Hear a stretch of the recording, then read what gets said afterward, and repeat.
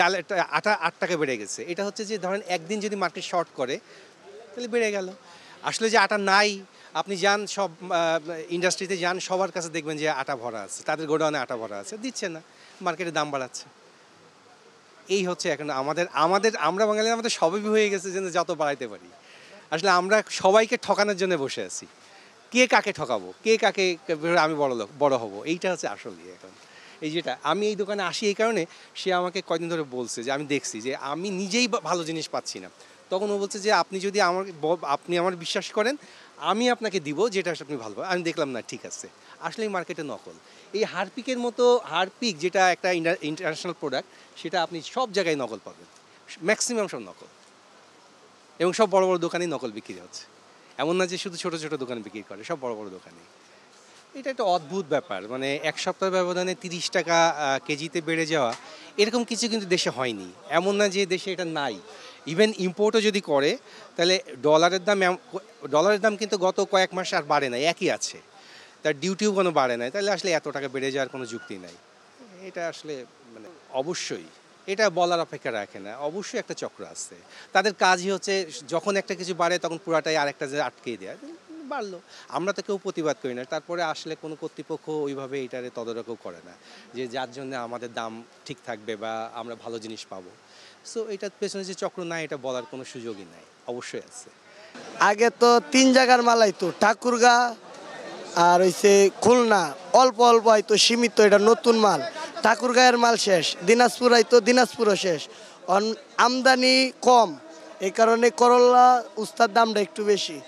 বৃষ্টির কারণে প্রচুর মাল নষ্ট হয়ে গেছে, জমি অনেক নষ্ট হয়ে গেছে, কারণ এই মাল সীমিত আইতো। বর্তমানে হালকা করা হয়েছে, এখন আমদানি বাড়ছে, মালের দাম কমছে। রাত্রে এটা কিনুন লাগে ৬০, রাত্রে কিছু বেচুন যে ৭০-৭৫, সকালে আবার ৫০-৪০। প্রতি কেজি প্রতি ২০ টাকা ১৫ টাকা লস হইতেছে। ভাই কাঁচামাল ব্যবসা বলতে গেলে লস লাভ আছে। দেখা গেছে ২ দিন লস দিমু, ১ দিন লাভ হইব, লসের টাকাটা উঠতে কাটতে আরও থাকবে। এরপরে মনে করেন না, আমরা তো আর ২০ কেজি আর ৫০ কেজি মাল বেশি না। ধরেন করলা যদি বেশি ৩০ ক্যারেট, ৩০ ক্যারেটে ১৫ কেজি করে কয়টি মাল হয়, ৬৫০ কেজি। ৩০০ কেজি লাভে বেচলে ১০০ কেজি লসে বেচলে সমস্যা হয় না। ৫০০, ১০০০, ১৫০০, ২০০০ হাজিরা পড়ে, সমস্যা আছে, মানে বেশিও না খুব কমও না, মানে এখন সিজন হিসাবে মানে দাম আছে, দাম ঠিকই আছে। মানে এখন তো বৃষ্টির সময় না, অনেক সময় মাল নষ্ট হয়ে গেছে, ওই হিসাবে মানে দাম মানে ঠিক আছে। মাছও আলহামদুলিল্লাহ মানে দাম মানে আগে এরকম ছিল ৩৮০, ৩০০, ৪০০ রুই মাছ, ৩৬০ টাকাও ছিল, এখন ৪০০ টাকা। এমন আমও কি এমন বেশি হয় নাই, মোটামুটি আয়তের ভিতরে আছে। এখন যা আমার পকেটে টাকা না থাকলে এটা আমার জন্য অনেক বেশি, কিন্তু আমার পকেটে যখন টাকা না থাকে তখন আমার জন্য এটা মানে আমার জন্য যদি টাকা থাকে তখন এটা বেশি না, বুঝছেন। সবাই তো আর এক সমান না, তো কম দামিও আছে, বেশি দামিও আছে। এটা ডিপেন্ড করবো আমার উপরে, আপনার উপরে, আপনি কী ধরনের খাইবেন, কী ধরনের নেবেন। এখন তো মনে করেন সবচেয়ে সমস্যাটা কি জানেন, বর্ষার কারণে দুইটা সমস্যা হয়েছে। এক হয়েছে আপনার খামারে হলো কাদা, যার কারণে ক্যারিং খরচ ওদিকে বাড়ছে। আর ২ নম্বর হলো খামারের ভিতরে পানি ঢুকলে মুরগি তো থাকে না, বৃষ্টি পানি পড়লে মুরগি তো মনে করেন এমনি টেম্পারেচার হয়ে থাকে। ব্রয়লার মুরগি, ফার্মের মুরগিগুলো তো বৃষ্টি পানি, ঠান্ডা পানি পাইলেই হয়ে থাকে, মরে থাকে। হ্যাঁ, বৃষ্টি পাইলে এগুলো তো সেন্সিটিভ মুরগি তো টিকতে চায় না আর কি। ঠান্ডা পাইলে, যেমন ঠান্ডা পাইলে ডিম এরকম ফ্যাকাশে হয়ে যায়, পাতলা হয়ে যায় খোসা, ঠান্ডা পাইলে সমস্যা হয়ে দেখা যায়। ডাউলের দাম, মুসুরি ডাউলের দাম, দেশিটার দাম বাড়ছে আপনার কেজিতে প্রায় ২৫-৩০ টাকা, আজকে ১৫-২০ দিন যাবত হয়। আগে বিক্রি করছি ১২৫-৩০ টাকা, এখন বিক্রি করতে হয় এখন ১৫৫-৬০ টাকা। আর বর্তমানে আজকে ২-৩ দিন যাবত হয় আটার দামও বাড়ছে, কেজিতে ২ কেজিতে প্রায় বাড়ছে আপনার ৮ টাকা ১০ টাকা, কেজিতে ৪ টাকা ৫ টাকা বাড়ছে আটা ময়দার দাম। এই কারণ সম্পর্কে কোম্পানির লোকেরা জিজ্ঞাসা করলে এরাও কোনো প্রতিউত্তর দিতে পারে না, কেন বাড়ছে কী বা কারা, এটাও কিছু বলে না, বাড়ছে বাস। আমরা কি বলবো, আমাদের কাছে তো তেমন কিছু, কোম্পানির লোক থেকে কিছু ধারণা পাওয়া গেলে আমরা কিছু জানতাম যে হ্যাঁ এই কারণে বাড়ছে, ওরাও তো কিছু বলে না। না, দাম বাড়ার মেন কারণ তো জানো মেল মালিকের, হ্যাঁ দাম বাড়তি দাম নিতে আছে কেন আমার থেকে। আপনার এক বস্তার মুসুরি ডালে 500 টাকা বাড়াইছেন, কেন বাড়াইছে তো কারণ মিল মালিকরা জানে। এরা তো আমার কাছে কোনো জবাব দেয় না, জবাব দিতে দেবো আপনার কাছে। আপনার প্রশ্ন করেন যে ডালের দাম কেন বাড়াইলেন, দেশি মুসুরি ডালের দাম না আমরা কেমন পাইতেছি, আমরা তো কম কইতেছে। কাস্টমারের কাছে বলতে বলতে জান শেষ, বলে যে এত দাম বাড়াইছেন কেন। এখন তো আমাকে বিক্রি করতে সমস্যা হইতেছে, বিক্রি কম হইতেছে ডাল।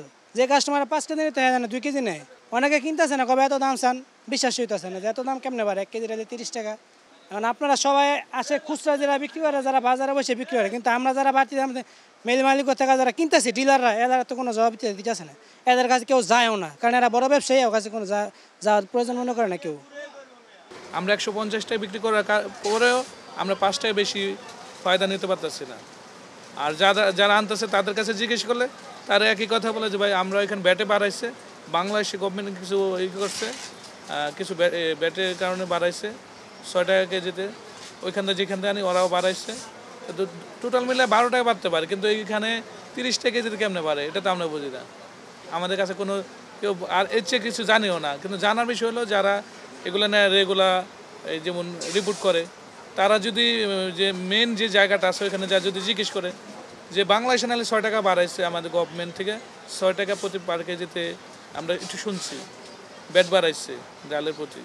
1 কেজিতে 6 টাকা বাড়াইলে আর ওইখান থেকে 6 টাকা বাড়াইলে 12 টাকা বাড়তে পারে।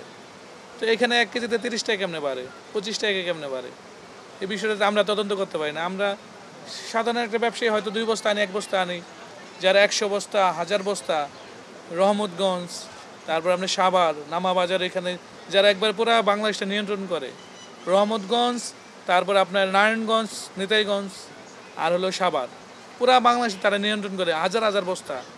কিছু কিছু লোকের কাছে একটা আইটেমে আছে সারা বাংলাদেশে নিয়ন্ত্রণ করে, তাদের কাছে গেলে এগুলা বের হইতে পারে।